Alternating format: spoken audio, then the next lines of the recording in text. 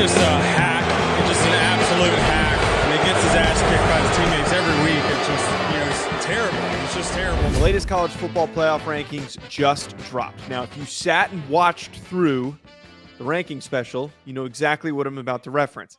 I got to get this out of the way before we talk about the rankings, which they themselves are a bit uneventful.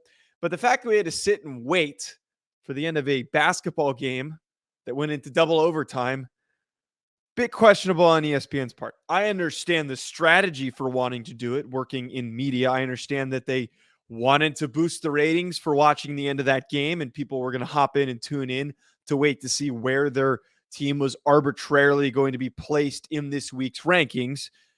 It's annoying. It's a waste of my time. Nonetheless, let's talk about how things end up looking so far here heading into week 12. As I said, this week's rankings, I think, might be the most uneventful. We had a lot to scream about the past couple of weeks with where Clemson was put. We had a lot to scream about also last week with what I talked about UCLA, me inevitably being completely disproven.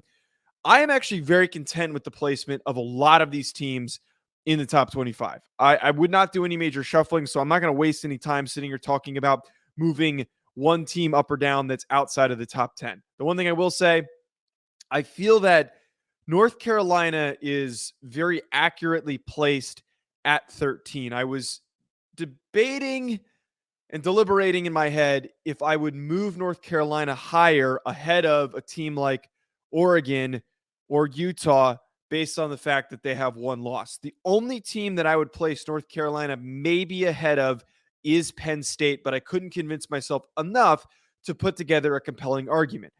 North Carolina's looked great so far.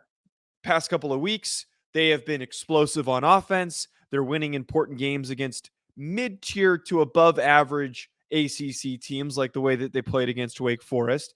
But most importantly, they've got a dark horse Heisman contender in Drake May, who is looking better and better each week as a very young player this season.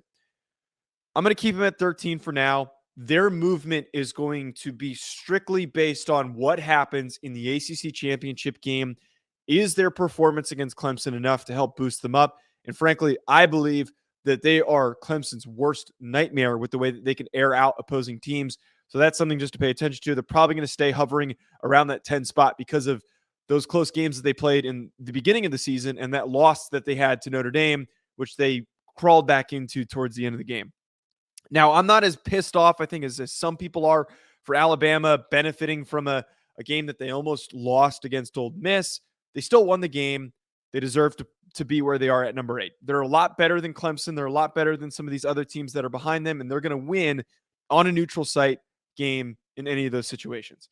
Where I am the most, not perplexed, but where I find myself having the biggest debate is, do I really feel that LSU deserves to be ahead of USC after the way that LSU played against Arkansas? I've said this a million times. I've said it on the SEC show that I do with Blake, who is an LSU guy. I think that LSU is really fun this year, and they look great in important games. The fact that they have made it this far and the fact that they beat Alabama has provided so much juice for a fan base that really, really needed it. And Harold Perkins, man, the way that he played against Arkansas is so telling of how dominant he can be for multiple years at LSU before he even comes close to going to the NFL. But the fact that they looked as bad as they did on offense, I get it. It's in the cold. You have to play football in every condition. The fact they looked as bad as they did on offense, I don't think it's fair to reward them that much to move them up to 6. While I am not that high on USC with their receivers, with Caleb Williams, I believe winning that matchup.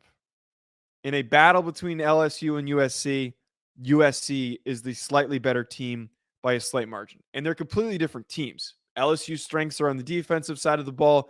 USC strengths are on the offensive side of the ball. And you could argue that LSU's offense is equally as weak as USC's defense. But to me, seems a bit odd with the placement for USC there at number 7 behind LSU. The rest of the remaining stretch here, they are keeping it as set up as it needs to be for Tennessee to slide in once somebody in the top 4 loses, and those likely teams to lose are either Ohio State, Michigan, or TCU. Again, nothing new here. This is the least eventful rankings to possibly react to, but my thoughts immediately are drawn to LSU and USC where they are. If you disagree with me, if you think I'm missing anything, drop a comment below. If you do agree with me, hit that like button, or just in general, hit that like button, hit that subscribe button as well. We'll be back with more, and we'll be doing our preview show tomorrow.